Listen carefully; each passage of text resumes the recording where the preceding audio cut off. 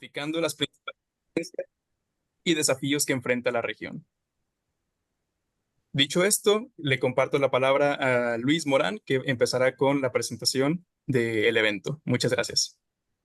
Muchísimas gracias, Sergio. No, pues es un gusto recibirles este día en un episodio más de este seminario, recordándoles que pues es un espacio de reflexión que es organizado por Living Lab del Instituto para el Futuro de la Educación, y recordarles que Living Lab forma parte de un conjunto de iniciativas en el instituto que se enfocan particularmente en la investigación, en el emprendimiento y transferencia de tecnología educativa, los proyectos de impacto y la consultoría, así como la diseminación y creación de comunidades, enfocándonos particularmente en audiencias como son investigadores, docentes, emprendedores o empresas de tecnología educativa, aprendices a lo largo de la vida, a fuerza laboral o bien estudiantes de educación superior. Les invito a conocer más sobre el instituto y particularmente al Living Lab, que es donde habilitamos proyectos de innovación con nuevas tecnologías dentro y fuera del aula, utilizando o siguiendo esta metodología de Living Lab enfocada en la educación, que particularmente desarrolla proyectos que son en escenarios de aprendizaje reales y que son centrados en las y los usuarios de dichas tecnologías. Entonces, bueno, tras compartir esto, creo que pudiéramos dar inicio a la participación de nuestros y nuestra invitada. No sé, Antonio, si quisieras agregar algún par de palabras, pues iniciamos directamente. No, simplemente agradecer el que estén acá. Efectivamente tienen una agenda súper ocupada todos ellos, así es que es un tremendo, eh, digamos, beneficio para la audiencia que está acá presente, poder contar con esta experiencia y poder ahí difundir. Creo que nada, partamos con las rondas de preguntas que tenemos. No sé si quieres iniciar, Luis. Claro que sí, con mucho gusto, Antonio, muchas gracias. Bueno, pues para dar inicio a este espacio de reflexión, me gustaría iniciar realizando algunas preguntas directamente a Valentina, ¿no? Que nos acompaña el día de hoy. Y lo primero que me gustaría que nos compartieras es, bueno, considerando el crecimiento del ecosistema EdTech o de empresas de tecnología educativa en América Latina, ¿cómo es que ves el papel de las startups en la transformación digital del sector educativo y qué desafíos enfrenta la región para atraer inversión que sea sostenible en este sector?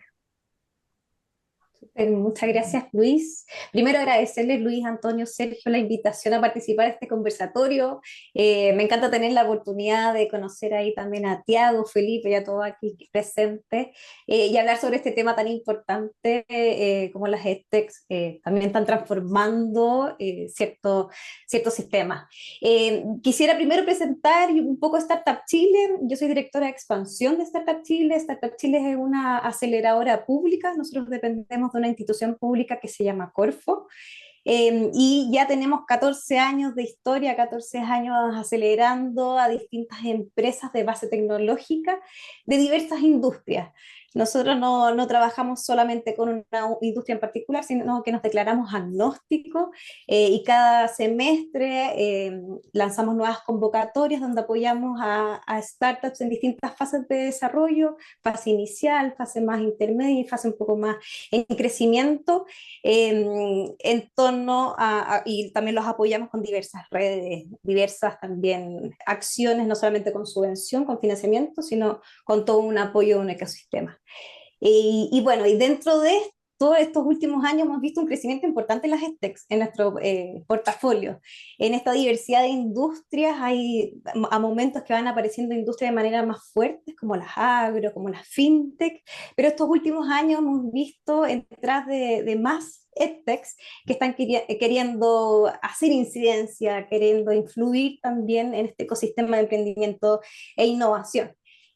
No tengo ahí porcentajes exactos, los quería buscar antes de llegar, pero no los encontré, pero sí están representando algo importante en nuestro portafolio. Y por supuesto nosotros recibimos de todas partes del mundo, no solamente en Chile, sino que recibimos emprendedores de Latinoamérica, entonces ahí también tenemos representantes desde Perú, desde Argentina, Ecuador, Colombia, y también desde Europa, Estados Unidos y otros países. Y en esto hemos podido mirar, observar también ciertos comportamientos y vemos cómo las EdTech están jugando un papel fundamental en la transformación del sector educativo. Vemos EdTechs que están teniendo influencia en innovación pedagógica y se estaba pensando en qué ejemplos dar.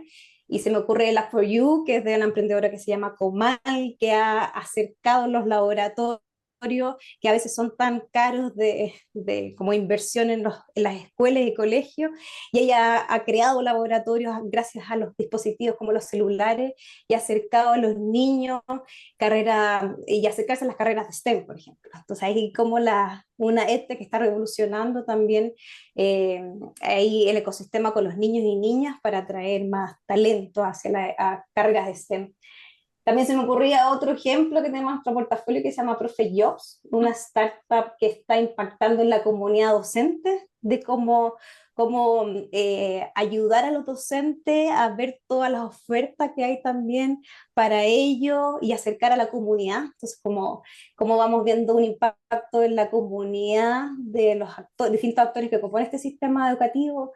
Y también se me ocurre otras que están usando la inteligencia artificial, así como Circle Learning, que es una particular que está hoy en nuestro portafolio, en nuestro batch actual, que está usando la inteligencia artificial para mejorar las estrategias y metodologías de pedagogía, ahí creando y diseñando con distintos programadores, y también que está cortando la brecha presencial, de cómo también lo virtual nos permite hacer otro tipo de educación y crear espacios nuevos que antes no existían. Entonces ahí veo distintos ejemplos que están en nuestro portafolio de distintas partes de Latinoamérica, del mundo y también acá en Chile, de cómo las EdTech se están revolucionando y también impactando en este sistema.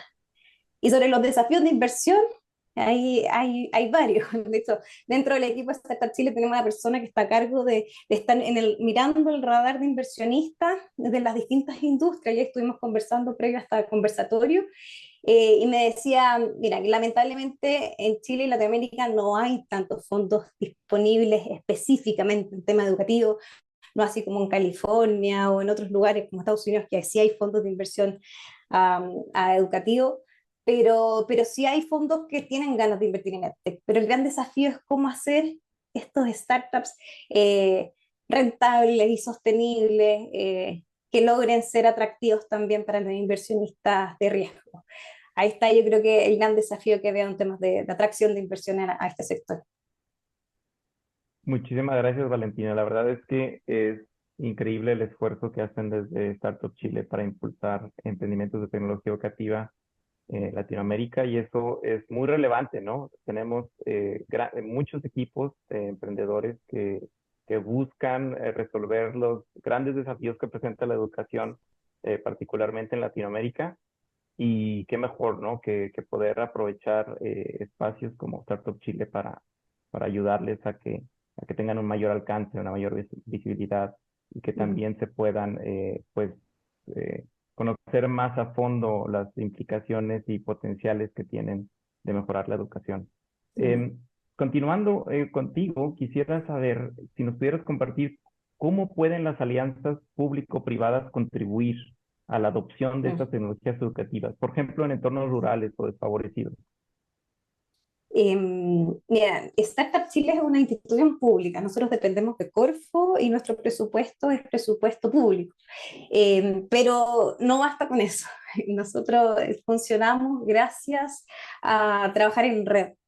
trabajamos en red, tenemos, bueno, en la unidad donde yo trabajo, que lidero, la unidad de expansión, trabajamos construyendo distintas redes que es con privados. Y estamos trabajando continuamente estas alianzas públicos-privados con empresas que están interesadas en hacer innovación abierta. Entonces, cómo conectamos startups con empresas o con inversionistas que están interesados en invertir en esto. Entonces, cómo acercamos estos nodos que quizás no se hubiesen encontrado si no nosotros hubiésemos podido impulsarlos. Trabajamos con el ecosistema nacional también, hay distintos servicios públicos interesados también en trabajar con nosotros para atraer o conocer nuevas startups que están revolucionando ahí distintos sistemas e industrias también ahí la educación juega un papel importante en los municipios, así al menos funcionamos en Chile, que nuestras municipalidades lideran también y ejecutan escuelas. Entonces, ¿cómo ayudamos a generar esos puentes a través de múltiples alianzas públicos-privadas? Así funcionamos y es parte de nuestra lógica. Y también tenemos una red de alumnis, por ejemplo, bien amplia, donde entre ellos se ayudan. Estamos continuamente potenciando estas alianzas público-privadas, sobre todo para llegar a lugares más distintos. Y nosotros, a pesar que estamos en Santiago instalados, en la capital, sí queremos también buscar la forma de cómo conectar estos nodos con otros territorios, con lugares quizás más excluidos de sistemas, áreas rurales o lugares más alejados. Entonces, cómo favorecemos que las startups no solamente emprendan acá en Santiago, ni tampoco en solo capitales, sino que también puedan generar influencias en otras áreas más desfavorecidas, quizás. Muchísimas gracias, Valentina. Sí, no, por supuesto que es muy importante la relación con el sector industrial y particularmente para impulsar el desarrollo de estos emprendimientos. Y, por ejemplo, o sea, me parece una excelente oportunidad para colaborar y vincular, por ejemplo, con el Instituto para el Futuro de la Educación, que también cuenta con algunos programas de incubación, aceleración y escalamiento de emprendimientos de tecnología educativa, pero incorporando también un elemento muy importante, ¿no? Que es la vinculación con instituciones educativas, con centros de investigación, con estudiantes, docentes, pues para el estudio y mejora también de estos productos, ¿no? Por ejemplo, en el Living Lab nos encanta habilitar este tipo de productos que involucran a diferentes partes donde cada quien tiene pues una participación como experto desde diferente punto de vista, ¿verdad? Porque tenemos estudiantes y docentes que son, podríamos decir, los usuarios expertos de estas tecnologías, mientras que la empresa es el experto desarrollador y pues las instituciones y centros de investigación pues pueden ser los expertos en las metodologías de análisis, ¿no? Las metodologías de la investigación que fomentan particularmente esa innovación y promueven esa co-creación también, ¿no? Muy valiosa. Muchísimas gracias, Valentina. Voy a cederle el micrófono a mi compañero Antonio, que va a continuar con las preguntas. Adelante, Antonio. Sí, gracias Luis. Bueno, ahora damos la bienvenida a Felipe, Felipe Arango. Quisiéramos que nos compartieras, por ejemplo, cómo pueden los datos y la analítica educativa mejorar la personalización del aprendizaje en América Latina. Y no sé si tienes algunos ejemplos al respecto que nos puedas compartir. Bienvenido, Felipe. Muchas gracias por la invitación. Un gusto compartir con todos ustedes, al Tecnológico de Monterrey, gracias, al Instituto, al Lab, qué buena invitación.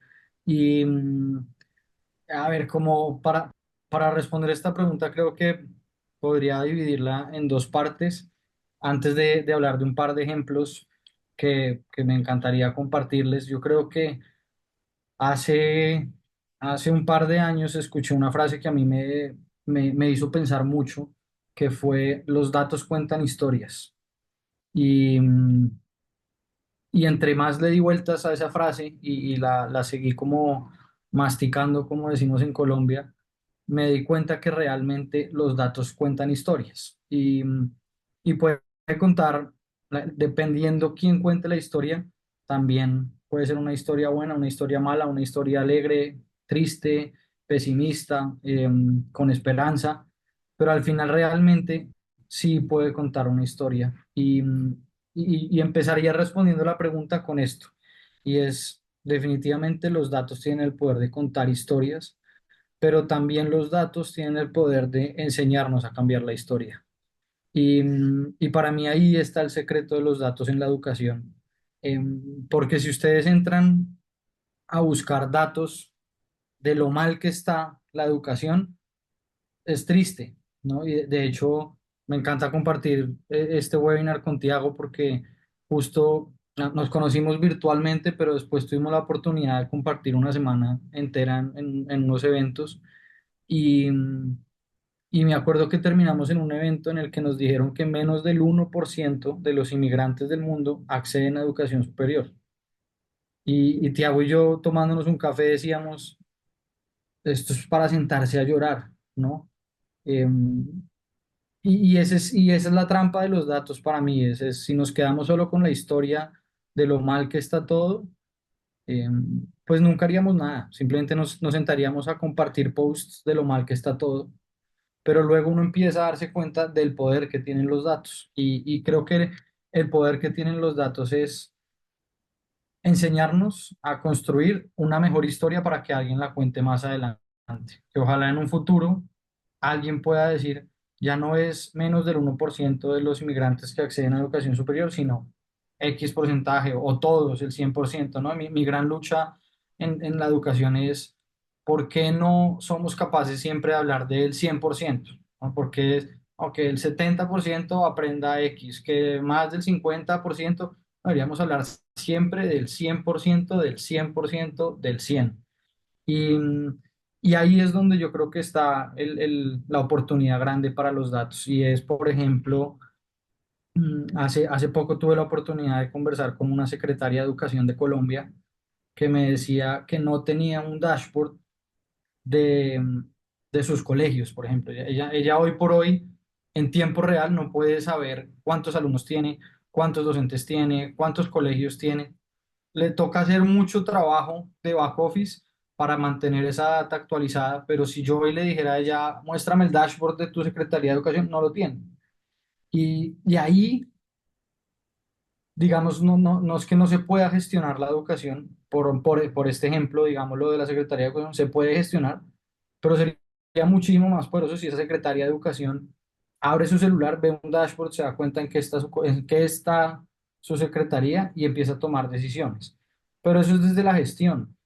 También un rector, una rectora que pueda ver los datos académicos o los datos administrativos de su institución administrativamente y en la gestión puede tomar decisiones. Pero si un docente empieza a tener los datos de cómo están aprendiendo sus alumnos, del proceso de cada uno, empezamos a transformar la educación. Y no solo datos por ejemplo, aquí en Colombia solo podemos medir o solamente medimos el nivel de inglés de los alumnos que llegan al último año del colegio. Entonces solo sabemos si saben inglés o no cuando ya van a terminar colegio. Ahí ya es muy tarde, ahí ya no podemos hacer nada para cambiar eso. Pero si hubiéramos medido desde mucho antes el nivel, por ejemplo, de inglés de los alumnos, habríamos podido tomar decisiones desde hace muchos años para que esos resultados al final sean mucho mejores. Y ahí está el verdadero poder de los datos, no en que contemos la historia triste de lo mal que estamos, sino de que empecemos a tomar decisiones en tiempo real de lo que sí se puede mejorar ya, hoy, con los datos que tengo hoy, qué voy a hacer para que mañana sean mejores. Y mañana vuelvo y mido y tomo más decisiones y sigo tomando decisiones. Y aquí, para no extenderme más, traigo un ejemplo de un gran emprendedor mexicano, se llama Jacobo Busali. Jacobo Busali tiene una EdTech que se llama Insight. Insight mide las brechas socioemocionales o las oportunidades socioemocionales de los alumnos y le entrega a los docentes un dashboard de cómo están sus alumnos. Entonces, por ejemplo, le dice a Tiago, Felipe es un tipo ansioso y Felipe posiblemente en este momento está luchando con cambios importantes en su vida. En la clase que vas a hacer ahora de álgebra, ven, te enseño cómo trabajar con un alumno que tiene ansiedad, te doy técnicas socioemocionales para que lleves al aula y así de pronto Felipe va a aprender mucho más fácil álgebra. Entonces, eso es el poder de los datos en la educación. Es el poder por ejemplo, como supongamos ahora, rectora de un colegio. Si yo tengo el dashboard de cómo están mis alumnos emocionalmente y me doy cuenta que los alumnos de noveno tienen todos un tema en común podría yo tomar decisiones y decirle al director de noveno o a la directora de noveno, oiga, ¿por qué no en esas sesiones que tenemos que no son de cátedra de matemáticas, de español, de geografía, sino X o Y espacio adicional, hablemos de la ansiedad, porque me di cuenta que los de noveno tienen problemas de ansiedad, ¿sí? Es cómo tomamos decisiones basadas en data para que la educación cumpla el 100% del 100% del 100%. Y yo creo que ese es el valor más grande que tienen los datos en la educación y es que yo siempre lo digo y creo que es lo que hace hermosa la CEPTEX y es durante muchos años la educación, gran parte de las decisiones se han tomado porque X persona con poder decidió que así era, pero por primera vez en la historia de la humanidad tenemos cómo respaldar con datos las decisiones que tomamos en educación. Y lo hermoso de esto es que pues ya no va a ser porque X o Y persona lo dijo, sino porque los datos lo dicen. Y cuando los datos lo dicen es imposible ir en contra de eso y va a haber cambios y vamos a ver muchos cambios en la educación gracias a los datos. Muchas gracias, Felipe. Luis. Muchísimas gracias. Sí, no, Felipe, lo que nos compartes, creo que describe muy bien un gran aporte que está haciendo la analítica del aprendizaje, ¿no? Ya sea tanto para mejorar políticas educativas como para construir modelos que a lo mejor ayuden a tomar intervenciones oportunas, ¿no? Para la mejora de la educación. Y luego también está este rubro donde se estudia el comportamiento que tienen usuarios de las tecnologías educativas y las interacciones que tienen con las mismas, ¿no? Entonces, hay como diferentes escenarios entre la información histórica y a lo mejor operativa y administrativa que existe, la información que se almacena en sistemas de administración del aprendizaje y la información que se puede recolectar a través de otras tecnologías para entender cómo la persona, por ejemplo, se está sintiendo, qué conductas tiene, qué aspectos fisiológicos presenta, ¿no? Entonces, todo esto efectivamente, o sea, es una gran oportunidad para entender mejor de qué forma aprenden las personas y qué impacto tienen las tecnologías educativas. Y eso también ayuda, o sea, construirlo, como comentaban aquí en el chat, en retroalimentación procesable, ¿no? O sea, no solo se llega a indicadores, sino esos indicadores se utilizan realmente efectivamente para mejorar los procesos educativos y administrativos y nada, o sea, creo que lo resumiste muy bien. O sea, los datos son la mejor opción que tenemos en el presente para una toma efectiva de decisiones.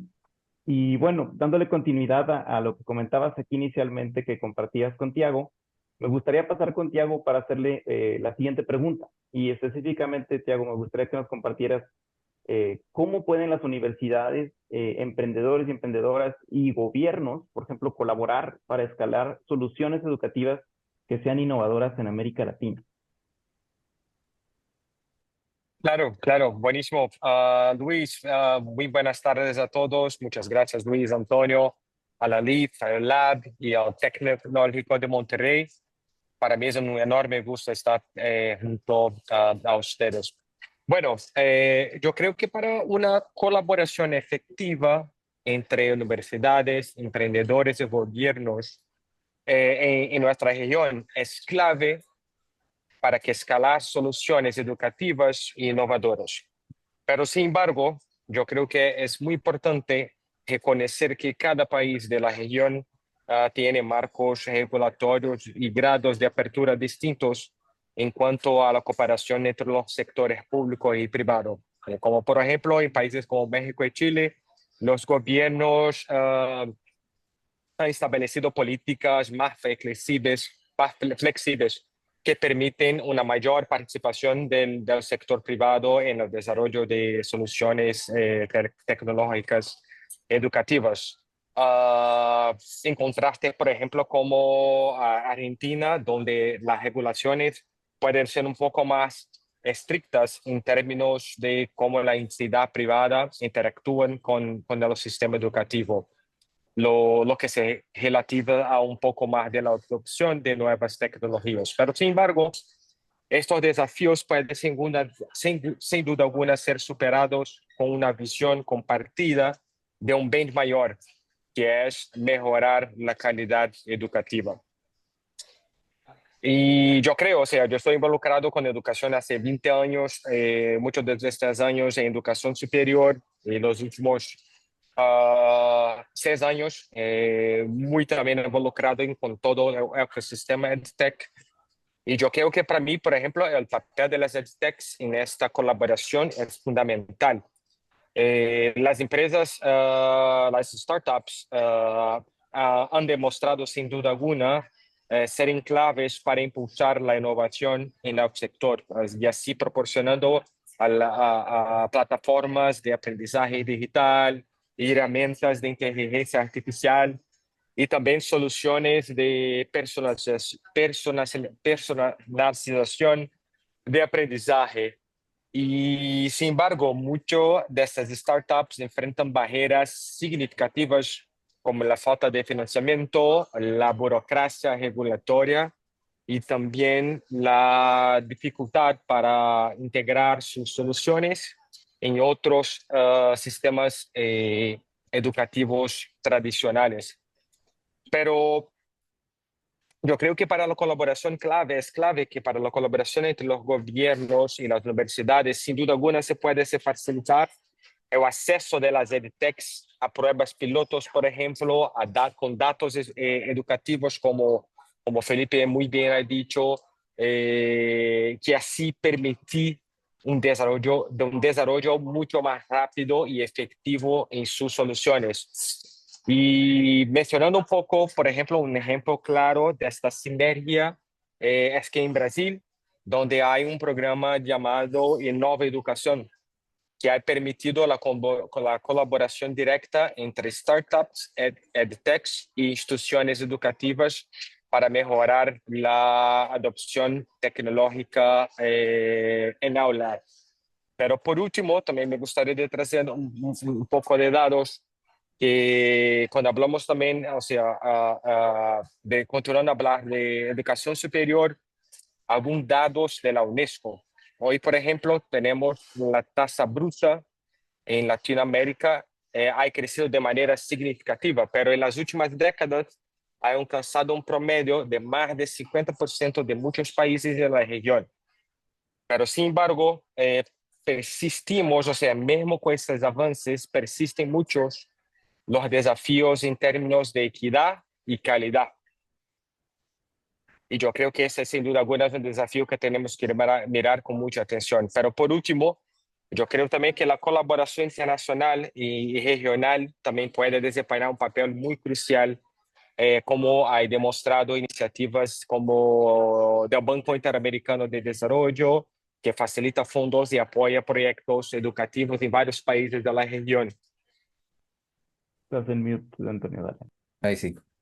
Sí, muchísimas gracias, Tiago. Esa visión es uno de los elementos que tocaste, que es muy sensible y que de pronto la universidad, trabajando de manera conjunta con las EdTech, pueden acelerar los procesos de investigación y eso efectivamente es el leitmotiv, ¿verdad? Digamos, de una EdTech y que está dedicada al tema educativo. Y cuando logramos hacer que confluyan investigadores con el desarrollo donde está puesta el trabajo, digamos, de la EdTech, muchas veces pueden congeniar tanto los intereses investigativos que movilizan constantemente a los investigadores que necesariamente no están dentro del desarrollo EdTech, pero sí que están dentro de la academia con todas esas inquietudes. Entonces, muchas veces hemos tenido la oportunidad de trabajar esto con, por ejemplo, en este congreso en EduTech, donde particularmente investigadores tenían una visión muy clara de qué es lo que querían llegar a desarrollar, pero no tenían los medios para desarrollarlo. Y los colocamos en contacto con empresas de tecnología educativa que ya tenían esa solución un poco más armada. Y el trabajo conjunto es maravilloso porque efectivamente se pueden avanzar de manera muchísimo más rápida y tanto la EdTech logra visualizar aspectos que desde el punto de vista investigativo no se visualizan, se nutren de manera muy importante en este desarrollo conjunto. Y eso creo que lo tocas muy bien y nada, muchísimas gracias por esa visión que nos permite visualizar con mayor amplitud esta unificación, este trabajo conjunto que tanto se requiere en el ecosistema educativo. Em, Vamos entonces bueno, no sé si la pregunta que viene a continuación ya la había respondido un poquitito Valentina, había avanzado un poco en esta respuesta, Em, pero en cuanto a esta figura de las startups que en el fondo se están desarrollando en Chile, cuando el foco está también vinculado con esta... eh, digamos, con las instituciones públicas privadas, ¿cuánto de esto se puede desarrollar de manera conjunta digamos, con otras organizaciones? Si hubiese por aquí en este público gente que quisiera trabajar con startups educativas chilenas, ¿cómo lo podría hacer? ¿Cómo en esa área que tú te movilizas, que es esa expansión, Ujú. cómo conectan? ¿Qué se podría hacer ahí al respecto? Mira, de hecho, justo en este ratito estuve conversando en el chat de este Zoom con una persona que está muy interesada también de conectar. Nosotros funcionamos a través de conexión con redes. Como mencioné al principio, somos agnóstico en industria y eso significa que trabajamos con múltiples tipos de startups, lo que implica que no tenemos conocimiento ni somos expertos en cada una de esos temas. Sería imposible para el equipo de Startup Chile abordar todo eso. Lo que sí nosotros somos expertos es en conectar, en seleccionar a las startups en primer lugar, acompañarlos en su proceso y a conectarlos con las personas que creemos que son claves para su desarrollo. Y así tenemos una red de mentores, por ejemplo, una red de mentores que no son solamente aquí en Chile, sino que afuera, que tienen distintas expertices, distintas experiencias, conocimiento de industria y distintas redes, que eso es fundamental también para abrir nuevas puertas a las startups que llegan acá al equipo de Startup Chile. Y eso es fundamental, de cómo nosotros, por ejemplo, las EdTechs que llegan a ser aceleradas a nuestro programa de aceleración, cómo los hacemos match con esos mentores o con esas personas que sabemos que les pueden abrir puertas a lugares más interesantes y más específicos de la industria o del desarrollo de su solución que te están teniendo. Y así también tenemos una red de ecosistema, tanto nacional como internacional, como nos estamos vinculando también no solamente con distintos actores de Chile, sino de distintos actores del mundo, como aceleradora en distintas partes, y nos vamos compartiendo oportunidades de aquí para allá, también con los mismos inversionistas, fondos de inversión que están buscando startups particulares, cómo los ayudamos a conectarse y también a invitar a las startups que están acá en Chile a internacionalizarse o invitar a startups que son de afuera a venir a Chile y conocer las oportunidades que puedan tener acá para sus soluciones. Estamos constantemente ahí relacionándonos, así que si hay algún otro interesado por aquí que nos escuche, también me pueden escribir directamente, podemos conectar por LinkedIn o también por aquí mismo en el chat me pueden escribir y tener un primer encuentro para conocernos también, para saber si nuestros intereses ahí confluyen y cómo podemos seguir trabajando juntos. Muchísimas gracias, Valentina. Bueno, ya saben, ya nos dio ahí todas las luces como para poder hacer esta interconexión y generar, digamos, mayor sinergia con el equipo de Startup Chile. Muchas gracias, Valentina. Em, entonces, vamos a conectar nuevamente con Felipe. Em, ¿Cuál o qué rol crees tú que pueden jugar los ecosistemas tech locales para generar soluciones adaptadas a la realidad educativa y culturales de América Latina? Pareciera que hablamos el mismo castellano, pero cada región tiene sus características especiales y muy particularmente en esta iniciativa que llevas muy, digamos, con mucho esfuerzo de lo que significa aglutinar y conglomerar a las EdTech de Colombia. 100%. Yo creo que bueno, voy a tomar otra vez el ejemplo de Insight, que ya le salió un poquito de esta EdTech para seguir la línea y que me agarren el punto, y es, ellos miden, por ejemplo, para entregarle la data a los profesores, a los docentes, con unos formularios, sacan la medición con estos formularios, y las primeras pruebas que hicieron en Colombia, nos empezamos a dar cuenta que el poder de su instrumento estaba en que habían pasado por más de 30.000 alumnos en México el instrumento, y en México funcionaba muy bien. Cuando lo fueron a probar aquí en Colombia, se dieron cuenta que habían un par de palabras que no significaban lo mismo y ya no era igualito al resultado que había dado en México, simplemente por hablar de escuela en vez de colegio, por ejemplo. Entonces ahí este punto que estás comentando se hace muy real y es, aunque seamos latinos, aunque estemos todos muy cerca, uno, son culturas muy distintas, bueno, no muy distintas, pero tienen sus diferencias y, y ahí tenemos un reto y es que, pues que podamos entender esas pequeñas diferencias para organizar esas diferencias de cara a la tecnología. Pero por otro lado, creo que lo más interesante de los ecosistemas es justamente ver lo que es un ecosistema, ¿no? La naturaleza misma del ecosistema es muy bella. Y traigo un ejemplo de una conversación que tuvimos con una universidad acá en Colombia. Eh, Estuvimos trabajando con ellos en innovación, hablando un poco del ecosistema EdTech, cómo podía trabajar con ellos. Y, y antes de la primera reunión que tuvimos con esa universidad, me senté horas a pensar cómo le explico de la forma más sencilla posible a la universidad el poder que tiene el ecosistema. Y escribí miles de ideas y luego dije, lo voy a preguntar a la inteligencia artificial a ver qué se inventa conmigo. Y el resultado al que llegamos entre la inteligencia artificial y las ideas mías fue el paso a paso que hicimos con la universidad fue decirles, imagínense que ustedes son este árbol y la misma inteligencia artificial dibujó el árbol. Y luego las imágenes que fueron pasando a medida que fue pasando la sesión, ese árbol se terminó convirtiendo en un árbol con flores, con nuevos frutos, con animales, con un río que pasaba por debajo, a como la evolución del árbol y que naturalmente vivió en un ecosistema. Y ese es el poder que tienen los ecosistemas y es el poder que estamos viendo en la educación actual. Y es llegar a una institución que puede tener cientos de años de existir, que ha formado cientos de generaciones eh, y que abre las puertas y dice coexistamos y sigamos educando, sigamos haciendo esta labor pedagógica que tenemos, pero veamos cómo la podemos hacer de una manera distinta, cómo la podemos seguir fortaleciendo.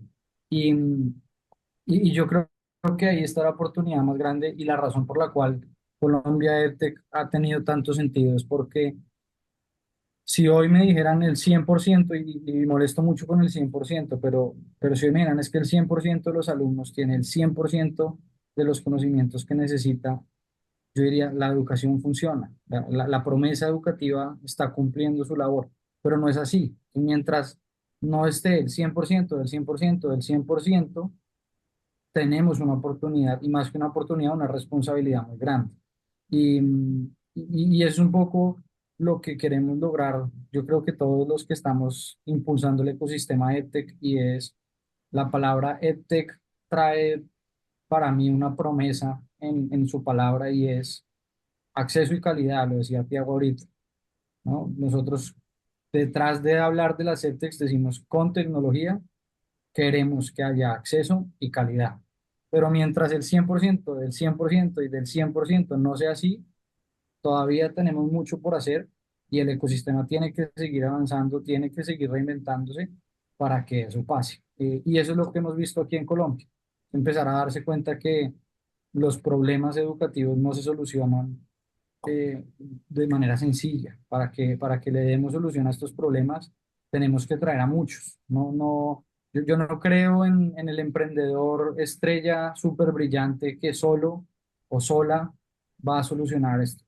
Esto es un trabajo de ecosistema, esto es un trabajo de todos ponernos en el mismo lugar a solucionar el reto. Y tuve la oportunidad de estar hace poco en París, en Notre Dame, que se incendió hace unos meses y pasé por Notre Dame y afuera de Notre Dame me pareció impresionante. Hay todo un equipo de quienes están restaurando la catedral, pero es un equipo multidisciplinario enorme.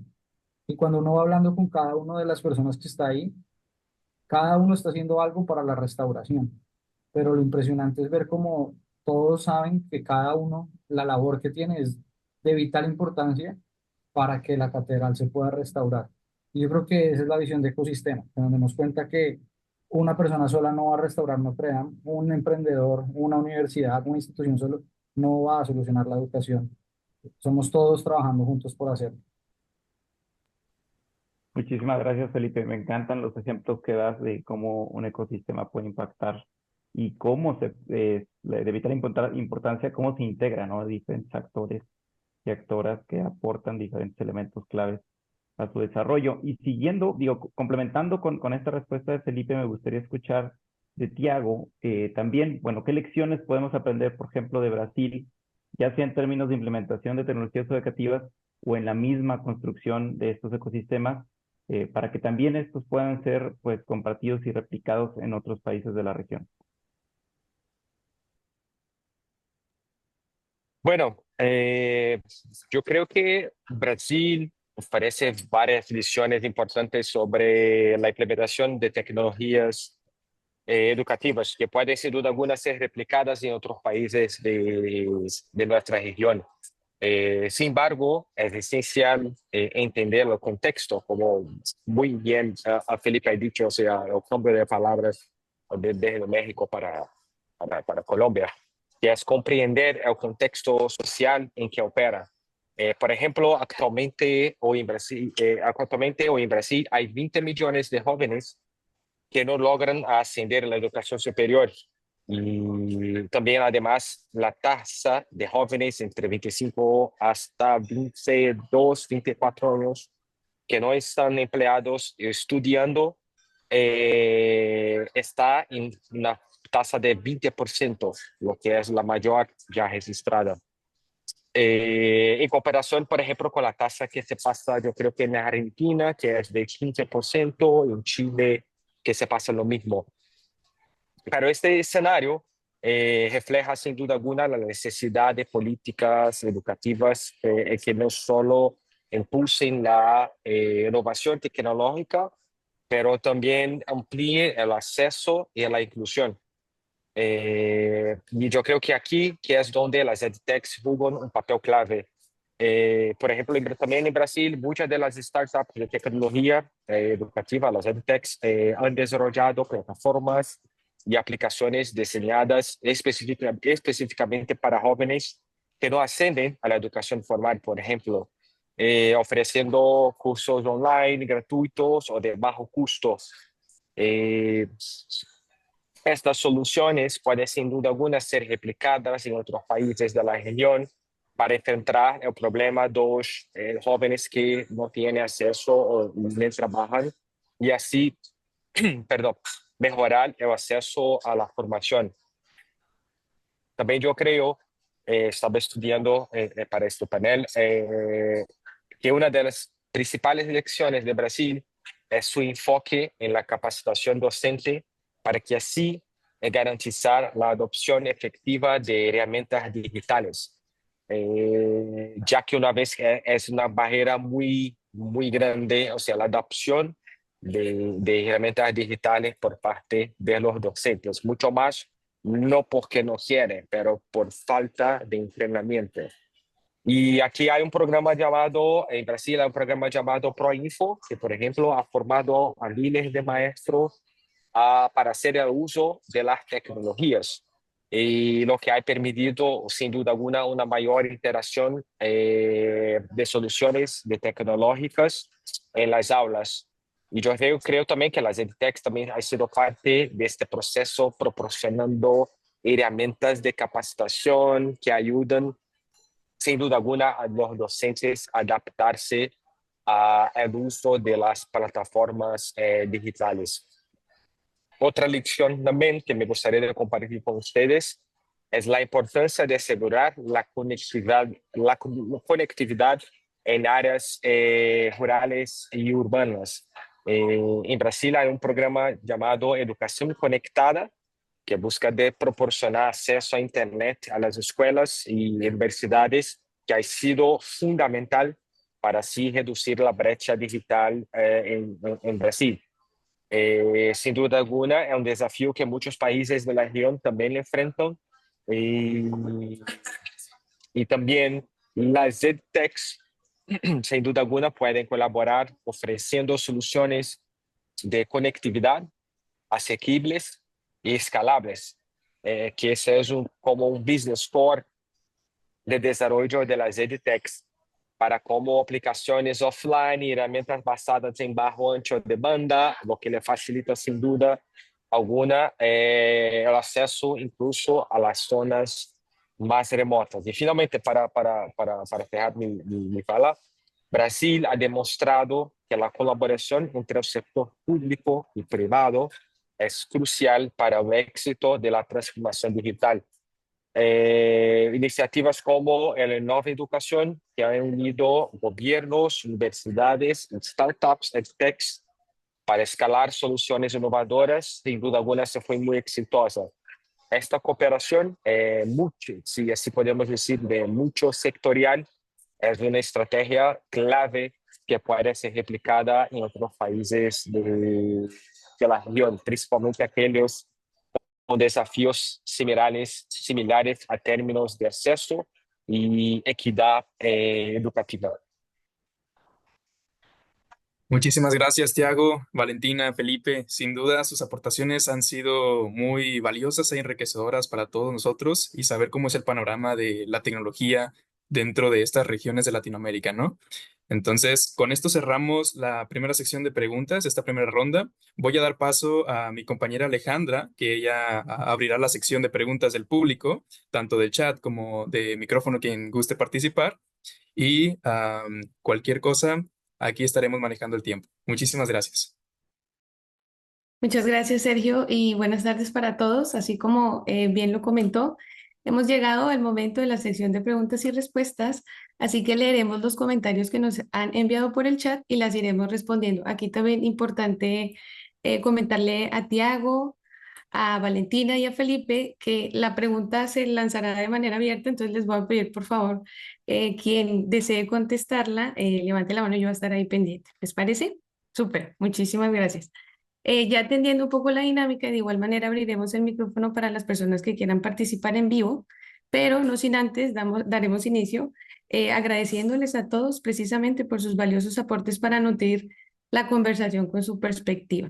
Aquí iniciaremos con la pregunta, permítanme un segundo, para una reflexión que nos invita Anthony Forero y dice, ¿cuál es la nueva visión para los resultados de aprendizaje? Cuéntenos, por favor, ¿a quién le gustaría dar respuesta, Valentina, Felipe o Tiago, respecto a esta pregunta que nos invita Anthony? Perdón, Felipe, adelante, por favor. Solo Gracias, la puedes repetir gracias, Felipe. concreta la Sí, pregunta, dice, Alejandra. ¿No? claro, Felipe, dice, ¿cuál es la nueva visión para los resultados de aprendizaje? Muy puntual, Anthony. Tiago, ¿quieres decir algo tú antes? Sí, yo creo que hoy en día el aprendizaje, principalmente después de la pandemia, ha cambiado muchísimo. O sea, hoy tenemos también la generación Z que se está a desafiar a los maestros, a las universidades, a las escuelas, de la manera de cómo se aprende, ya que esta generación se está muy acostumbrada a los dispositivos móviles, o sea, a lo contenido a todo el momento. Entonces, esto sin duda alguna es un desafío. Y cómo adaptar la manera de se enseñar en la clase de aula junto a los alumnos. Pero yo creo que este es un proceso de transformación que se está empezando de una manera extremadamente acelerada y muy rápida. Yo creo que nunca antes vista cuando hablamos de educación.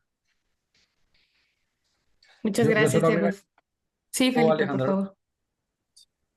Yo creo que hoy más que nunca es urgente que nos preguntemos no solo por los conocimientos que queremos validar de los alumnos, sino también hacernos la pregunta de qué significa ser una buena persona, ¿no? En las distintas culturas que tenemos en el mundo y que nos empecemos a hacer la pregunta de cómo trabajamos también por ayudar a que la humanidad forme buenas personas. Creo que los ejemplos de lo que pasa en el mundo hoy por hoy son suficientes, pero sí, creo que es momento de hacernos la pregunta de no basta solo con que seamos muy buenos en matemáticas, en lenguaje, que tenemos que trabajar por eso, pero es momento de que formemos buenas personas. El mundo lo necesita.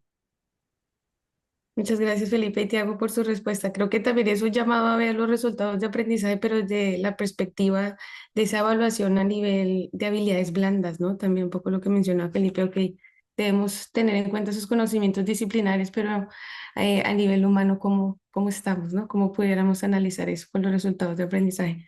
Muchas gracias por su respuesta. Me gustaría abrir el micrófono para que Marlon, por favor, nos comparta su pregunta. Marlon, por favor, cuéntanos. Gracias, Adelante. Alejandro. Buenas tardes. Gracias a todos. Bueno, mira, básicamente quiero preguntar algo así muy puntual. Es cierto que la tecnología nos está dando una mano grandísima para todo lo que tiene que ver con educación.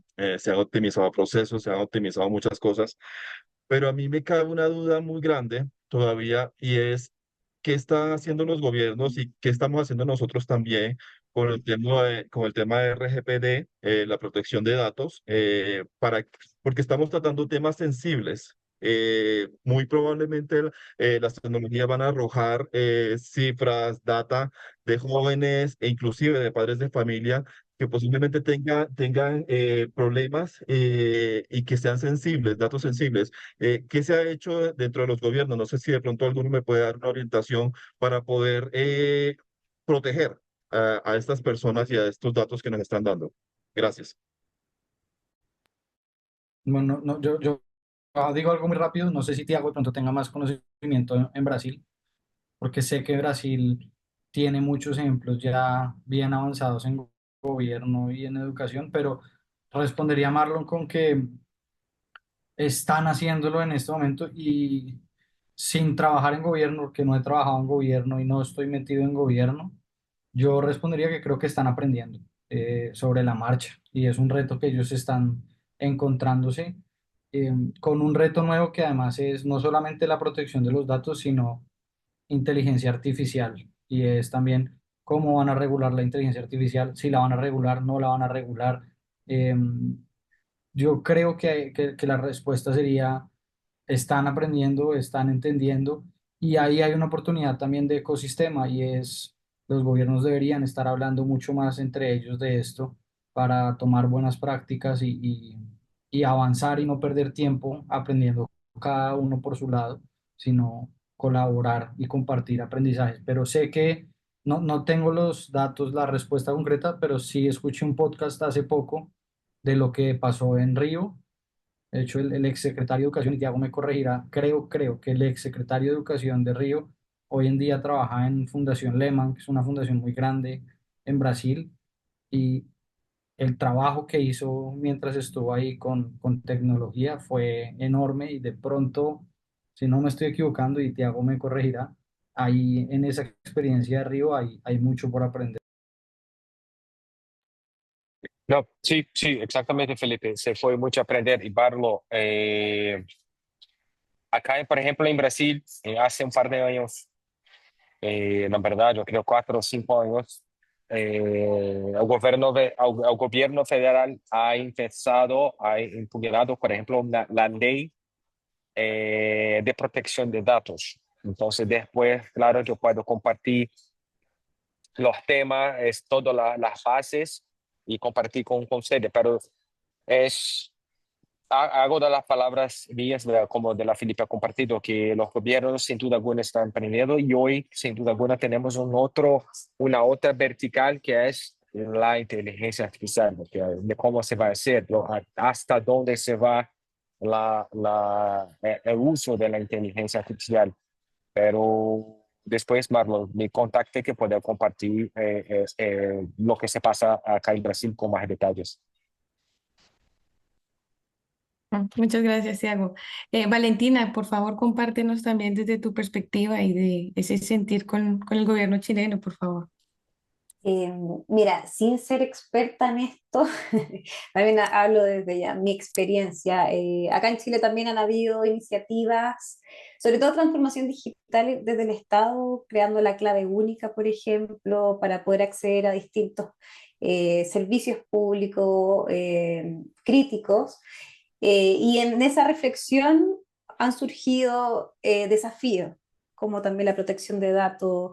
Desconozco si acá estamos trabajando en alguna ley de protección de datos, pero sí sé que hay reflexiones en distintas verticales, como desde el área de la salud, qué datos estamos protegiendo de quiénes son los pacientes, también de los servicios de salud nacional, y también desde la mirada educativa y también desde otras miradas. Hay varias fundaciones que están jugando papeles importantes también, haciendo incidencia en el Congreso para relevar este tema. Y también, bueno, desde la mirada de una aceleradora pública, también es nuestra responsabilidad formar también a los emprendedores que empiezan a elaborar sus proyectos y que están en etapa inicial, y por supuesto es muy común que al principio se equivoquen, y están recolectando data y están iterando, también de tomar conciencia del tipo de data que están levantando y lo crítico también de esa data. Y es un trabajo que tenemos que ir haciendo no solamente en las edtechs, pero sino también en las fintech que manejan datos, otro tipo de dato crítico, o cualquier otra industria, y que debemos también, y tenemos esta responsabilidad de tener la conciencia de abordarlo esto, sabiendo que nosotros no somos los expertos, pero sí cómo podemos conectarnos con expertos que sí puedan relevar este tema. Muchas gracias a los tres por sus aportes. Sí, como desde nuestra perspectiva, cómo podemos abonar, ¿no?, a estas instituciones. Muchas gracias por sus comentarios. Bueno, me gustaría, por favor, que nos compartan un ejemplo. Es la pregunta que nos dice Juan Emilio. Particularmente, dice así: ¿pueden comentar algún ejemplo de país, coma, coordinación de instituciones público-privadas de educación superior, y cómo superaron los límites regulatorios, y entre paréntesis nos dice absurdos? Eh, ¿Les gustaría empezar? Valentina, ¿te parece? ¿Nos podrías compartir algún ejemplo? Mira, había leído esa pregunta antes, estaba pensando en iniciativas acá en Chile, y no se me viene ninguna así a la mente porque no me muevo y tampoco son los lugares donde suelo participar. En temas de educación superior ha sido una reflexión de varios años en Chile. Bueno, me imagino que se han enterado, ha habido varias eh, protestas o revoluciones o incidencias también en temas de educación superior, en que es una problemática que debemos abordar de manera, con esta mirada de ecosistema, como lo que mencionaba Tiago, sabiendo que el Ministerio de Educación no es suficiente para resolver este problema, y que hay que involucrar también a los actores privados y públicos de nuestro sistema educativo superior, y que acá los emprendedores también juegan un rol, pero no pueden hacerlo solos, como co-creamos colectivamente. Han habido instancias, yo sé que desde los liderado iniciativas también, y desde el Congreso liderado iniciativas de cómo abordar colectivamente y resolver estos desafíos que estamos teniendo a nivel país. Pero no se me ocurre ninguno ahí, estaba pensando como en alguna iniciativa específica y no se me viene a la mente, pero ahí voy a mirar más, voy a investigar a ver qué encuentro. Muchas gracias, Valentina. Me gustaría, por favor, entonces, que Felipe de igual manera nos comparta. Seguramente también tú conoces ejemplos. Cuéntanos, por favor. A Juan que me escriba por WhatsApp. Por, por estos días llegó ahí por un grupo de WhatsApp una convocatoria de un gobierno local aquí en Colombia, específicamente el de la Secretaría en Bogotá, que están promoviendo, o salió una convocatoria para un hub de innovación. Y ese hub de innovación busca llevar justamente al hub de innovación a educación superior, gobierno, empresa, edtechs, organizaciones sin ánimo de lucro, multilaterales, hacer un hub de innovación para empezar a transformar la educación superior, específicamente en Bogotá, ¿no? Entonces, no diría que no existen, diría que están empezando a llegar este tipo sí, de experiencias, de oportunidades para que empecemos a reescribir la manera en la que se hace la innovación. Entonces le escribí a Juan que me escriba para reenviársela y que le eche un ojo y vea como la convocatoria. Pero específicamente, por ejemplo, ahí cuando fundamos el gremio aquí en Colombia, Colombia EdTech, una de las acciones más grandes que logramos el primer año fue firmar un MOU con el Ministerio de Educación para garantizar que se promovieran durante los siguientes 4 años encuentros de innovación abierta entre las EdTechs y gobierno para empezar a hacernos estas preguntas. El MOU no garantiza el cambio, pero sí al menos garantiza que se abre la puerta a empezar a repensar la educación y buscar cómo transformamos. Entonces, sí, sí están empezando a suceder. Yo creo que cada vez estamos más cerca de que las secretarías de educación, por ejemplo, entiendan qué significa innovación abierta, que se empiecen a lanzar lo que decía, por ejemplo, Tiago, de hacer sandboxes regulatorios. Esto hace 2, 3 años era completamente imposible. Hoy yo creo que todos los secretarios de educación ya escucharon un par de veces sandbox regulatorio y ya lo piensan.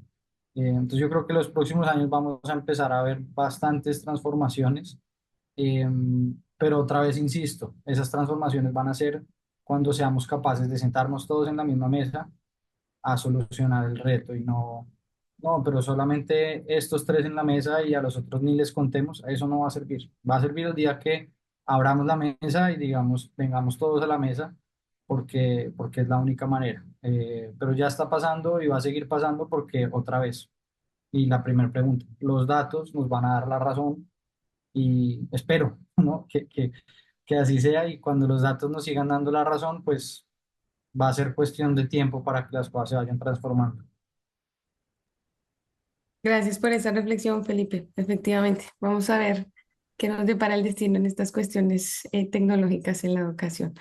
Pues bueno, por cuestiones de tiempo, debemos dar entonces una apertura aquí a este espacio final para que por favor nos compartan un mensaje, cada uno de ustedes, me refiero a Valentina, Felipe y a Tiago, desde sus iniciativas, por favor.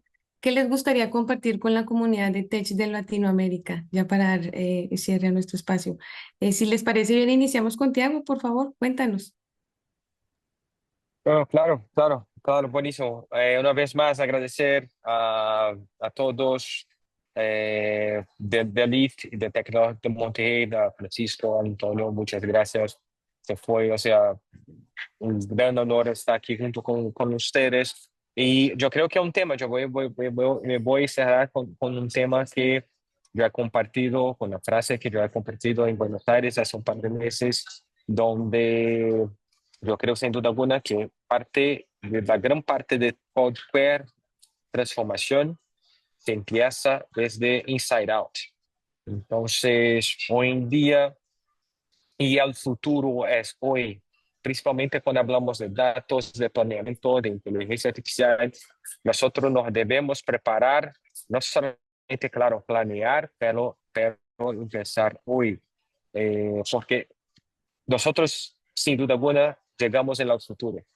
Y claro, déjame, o sea, mi contacto, tengo mi LinkedIn, estoy a apoyar, o sea, me quedo muy contento en apoyar iniciativas educacionales en nuestra región y sin duda alguna la educación es una de las herramientas de cambio en la vida de las personas, una de las grandes herramientas de cambio en la vida de las personas y de nuestras sociedades. Maravilloso, Tiago. Muchísimas gracias. Felipe, por favor, compártenos tu mensaje. Bueno, yo me iría diciendo que otra vez, para mí la palabra EdTech trae una promesa detrás y la promesa es calidad y acceso. Y creo que es la invitación para todos. Trabajemos por garantizar calidad y acceso 100% del 100% del 100% y no nos cansemos de buscar eso. Y para mí ahí hay digamos que una de las prioridades que deberíamos asumir en la educación y es entendamos la mejor manera para acompañar a las EdTechs de garantizar la evidencia de lo que hacen. Em, yo creo que el futuro de las EdTechs, hablando en inversión, hablando en trabajar con gobierno, hablando en escalar, va a estar fundamentado en la evidencia, en evidence-based research. Las EdTechs que se tomen en serio el evidence-based research, lo demás va a llegar, como dicen por ahí, por añadidura. Pero, pero tenemos que dejar un poquito las vanity metrics al lado, los usuarios, y empezar a hablar de marcos lógicos, de teorías del cambio y de cómo eso está realmente bien fundamentado para que hagamos un bien mucho más grande a la sociedad. Pero se puede y esto es necesario, y gracias por este espacio porque nadie lo va a hacer solo, lo tenemos que hacer todos juntos. Gracias, Felipe, por resaltar la importancia de la investigación y co-creación en esto. Valentina, por favor, compártenos tu mensaje. También agradecer la invitación y muy interesante esta conversación también de actores tan diversos y de esta mirada de una aceleradora como Startup Chile. Quisiera aportar también la relevancia de las startups dedicadas a educación, en fomentar y revolucionar también este desafío, el desafío de la educación en Latinoamérica, los cuales son muchísimos, y cómo los emprendedores que tienen este propósito, y estas ganas también de hacer cambio, pero que también tienen el desafío de hacer, de construir una solución que logre ser un negocio sostenible también, cosa de que puedan perdurar en el tiempo, y que haya inversión disponible, para que ellos puedan también mantener sus soluciones, implementarlas, pilotearlas, que hayan otros actores, como mencionaba Antonio, la academia ahí involucrados, y otros interesados también en que esto funcione. Y también ahí concuerdo mucho con Tiago y Felipe, Tiago, la mirada de que no podemos funcionar solos, sino que cada uno tiene un rol y esta co-creación es súper relevante, y la mirada de que sin data, al final no vamos a lograr lo que queremos lograr si no somos capaces de medir y de saber que estamos caminando hacia ese punto, hacia ese destino que estamos buscando, como mencionaba Felipe, la importancia de la data. Y creo que aquí ha sido evidente ver cómo todos los distintos actores, va a permitir que tengamos estos impactos que queremos en educación. Wow, gracias Valentina por concluir con esa perspectiva multidisciplinaria e interdisciplinaria en la que podemos todos participar, ¿no? Muchísimas gracias a los tres, de verdad han enriquecido este panorama y esperamos que de igual manera haya sido así para todos nuestros oyentes en línea y los posteriores. Antonio, por favor, cuéntanos. Sí, sí, bueno, me sumo a las palabras del equipo. Muchísimas gracias a los tres por este episodio que efectivamente, como lo decía Valentina, la idea era precisamente vincular con distintos focos, distintos enfoques, culturalmente también, ojalá que fuese también bien nutrido y entonces eso a nosotros nos va haciendo muy bien. De pronto, desde el aporte que nosotros también damos al ecosistema, lo decía y parecía un insight de Felipe, la tecnología educativa basada en evidencia, eso es parte de lo que nosotros hacemos acá en el IBI Lab y es precisamente también la colaboración que se tiene que dar efectivamente entre investigadores, entre la academia, entre las aceleradoras, entre los agentes activos que están efectivamente movilizando este escenario. Ya para ir cerrando, quisiera compartirles solamente un par de slides. Muchísimas gracias. Este fue el evento número 9. Hay algunos que han hecho algunas consultas sobre los stickers. Nosotros damos un sticker por cada uno de estos eventos que se han desarrollado. Entonces, estos están siendo, digamos, utilizados a través de... Uy, estos son los stickers, ¿verdad? Y están siendo disponibilizados como en este formato. Si a usted no le llegó el correo electrónico con su sticker, le recomendamos que abra su cuenta en Credible y con el mismo correo electrónico que se registró a este evento, así va a tener acceso a todos sus certificados para que en el fondo también los pueda revisar en línea y a través de digamos, de esta plataforma que está siendo disponibilizada por nuestro patrocinador, que es Discobolo. También dejarles invitados a enero de este 2025 para que participen en el IFE Conference, que es el congreso, digamos, que nosotros estamos trabajando y que efectivamente es el CIE. Antiguamente se llamaba CIE, para aquellos que lo puedan recordar por ese nombre. Es un evento bastante maravilloso porque efectivamente estamos trabajando muchísimas, todas las iniciativas del IFE, lo que mostraba Luis al principio, que somos más de 9 iniciativas que conformamos el Instituto para el Futuro de la Educación. Estamos trabajando en ello para poder recibirles en enero. Si ustedes tuvieron se presentaron ya, digamos, con alguna ponencia o alguna otra actividad de las que están disponibles, ya les tiene que haber llegado la información, así es que nosotros solamente compartirles que vamos a también a lanzar durante ese evento el libro de las experiencias que hemos estado desarrollando en este seminario para que efectivamente también se puedan ustedes sumar en la versión 2024, que esperamos también puedan ser partícipes con sus experiencias. También contarles que nosotros vamos a ser parte del IFE Tech Summit. Ahí también nos escriben si es que requieren alguna, digamos, y profundizando en este tema que también se está configurando como un elemento importante dentro del circuito de Tech. Y dejarles invitados al próximo episodio, que es Reinventar el aula, innovación y flexibilidad en la educación del futuro. Va a estar a cargo de Joseph Holgado, de la Universidad Rovira en Virgili de Tarragona, España, y que va a estar conversándonos acerca de estos experimentos y estas experiencias que ha tenido con el aula del futuro. Bien, no me queda más que nuevamente agradecerle a nuestros invitados, a las personas que estuvieron participando y a aquellas que nos van a ver en diferido. Bienvenidos, todos tenemos que efectivamente trabajar de manera conjunta para lo que al final todos nos reunimos, que es mejorar, fortalecer el espacio educativo entre todos los que estamos actores. Algo decían también por ahí, la responsabilidad, y eso es parte también de participar activamente en estos espacios. Muchísimas gracias nuevamente y nos dejamos entonces con el video que ahora sí espero que suene. em, de nuestra iniciativa para que se puedan informar un poquitito más. Muchísimas gracias y que estén muy bien.